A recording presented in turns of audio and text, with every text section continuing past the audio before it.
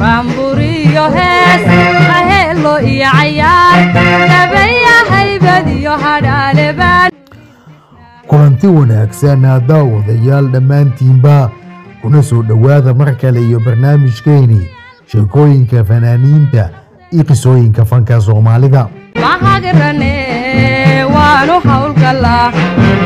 haddaba dagaaladii sokeeya ee ka dhacay wadanka Soomaaliya ayaa isagu waxa uu ahaa mid aanan waxba reeban isagoo galaaftay dad iyo dunyaba deegaan iyo waliba daaqsin intaba waxa uu ahaa dagaal umuladoox oo waliba cidna aanan ka tagin wuxuu saameyn baaxad weyn leh ku yeeshay dadkii Soomaaliyeed ee deganaa dhulkaasi iyadoo dagaalada iyo dagaalyahanadaba aysan wax u aabayeeleenin.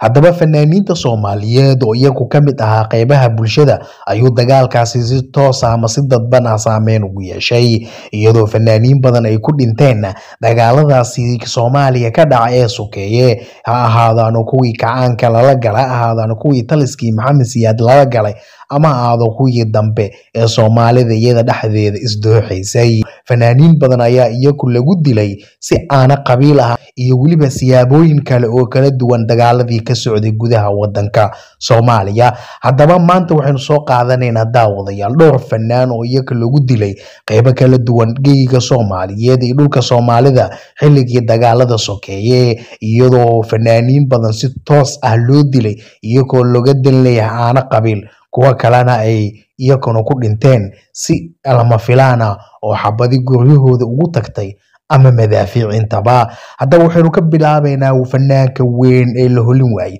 fanaanka codka halaasiga leh macallinkii Soomaaliyeed Maxamed Mooge Liibaan. Maxamed Mooge Liibaan wuxuu ka tirsanaa jabhadihii Soomaaliya ee iyagu ku kacay taliskii Maxamed Siyaad ee kacaanka ahaa ee xilligaasi wadanka ka talinayay. Maxamed Mooge ayaa isagu Ethiopia wuxuu kaga biiray jabhadii SSDF kadibna jabhadii SNM.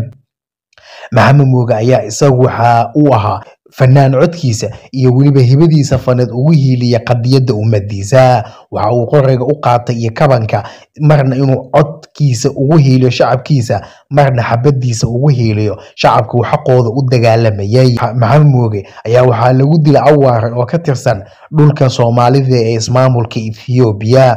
Maxamed Mooge ayaa dilkiisa waxaa loo aaneynayaa ciidamadii taliskii Maxamed Siyaad oo iyagoo halkaasi si gaadmaha ugu dilay inkastoo dadyogo kale ay sheegayaan in dilkiisa uu yimid ismaandhaaf iyo khilaaf ka dhex taagnaa jabhadii SNM dhexdooda. si kasta ha ahaatee fanaanka weyn ee Maxamed Mooge ayaa isagu dil loo qasday loogu geystay dhulkaasi isagoo ka mid ahaa fanaaniinta Soomaaliyeed kuwooda qiimaha iyo qaayada u saaxiibka. Allah u naxariista Maxamed Mooge. waxaynu kala soo qaadanaynaa fanaan iyo abwaan weyn oo halku dhig u ahaa wadaniyad iyo waliba la dagaalanka cadawga Soomaaliyeed. waxa uu ahaa abwaankii ugu heesaha wadaniga badnaa isagoo dagaalkii 77 si dhab ah uga qayb qaatay heesihiisana ilaa iminka maskaxda Soomaaliyeed ee wadaniyiinta ah ay ka guuxayaan.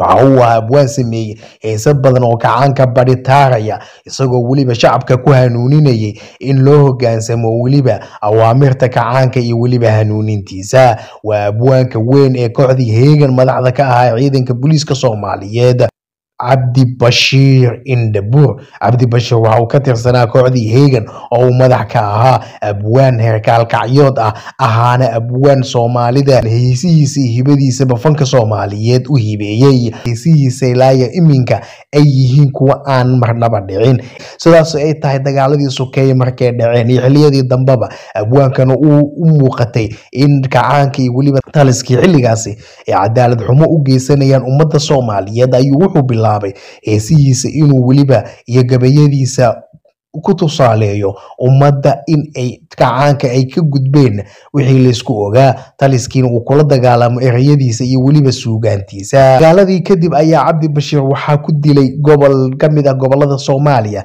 ciidamadii taliskii Maxamed Siyaad oo iyagu markaasi baxsad ahaa. waxa lagu dilay abwaanka wax aanan qiimo lahaynin isagoo weliba loo dilay inuu kasoo jeedo qabiilka hawiyaha ah oo markaas USC ahaa oo magaalada ka bixiyay taliskii Maxamed Siyaad. intaas oo kaliya ayuu u dhintay, laakiin dad badan ayaa waxay ku andacoodeen hadal markii la dilay kadib lagu soo hadal qaaday dadkii dilay abwaanka weyn ee Cabdi Bashiir iyagoo yiri afkii uu shalay inagu amaanay inaguma caayi doono. intaa darteed ayaa loo dilay abwaanka qabiilku yahay iyo weliba suugaantiisa oo uu adeegsan doono darteed ayuu abwaanka u dhintay. Allah u naxariisto abwaanka. waxaynu soo qaadanaynaa Allah u naxariisto fanaan kale oo kamid ah fanaaniinta Soomaaliyeed kuwooda ugu qiimaha badan. waxa uu ahaa fanaan codkiisa samawaadka uu kala layo shimbiruhuna ay dhageystaan. waxa uu kamid ahaa kooxdii Waaberi ee fanka Soomaaliyeed. waxa kale uu ahaa farsamayaqaan ka tirsanaa Istraadiyo Muqdisho, welibana sheeko qiimo badan oo halkaas ka bixi jirta actor ka ahaa. waa fanaanka weyn Allah u naxariistay Axmed Inshaar Cabdi Olol. Axmed Inshaar Cabdi Olol Axmed Inshaar waxa uu kamid ahaa farsamayaqaanadii raadiyo Muqdisho isagoo weliba ku caabaxay sheekadii Olol iyo hooyadiis uu sameeyay Allah u naxariistay wariyihii weynaa Cabduqaadir Maxamed Mursal. fanaanka oo lagu magacaabo Axmed Inshaar Cabdi Olol wuxuu magac Olol ka qaatay sheekadaasi ee ahayd Olol iyo hooyadii. kadibna fanka Soomaalida ayuu galay isagoo cod halaasi leh, riwaayado badan iyo heeso badan oo caan baxayna qaaday. qof kastoo Soomaali oo geeya Soomaaliyeed jooga ama dhul sheeyaba waa uu yaqaana Axmed Inshaar Cabdi Olol. Axmed Inshaar 1991 dagaaladii sukeeyay markay dhaceen ayaa xaafadiisa kula dhacay baasuuke, halkaas uu deganaa xaafada Waaberi ee magaalada Muqdisho. Allah u naxariisto Axmed Inshaar Cabdi Olol.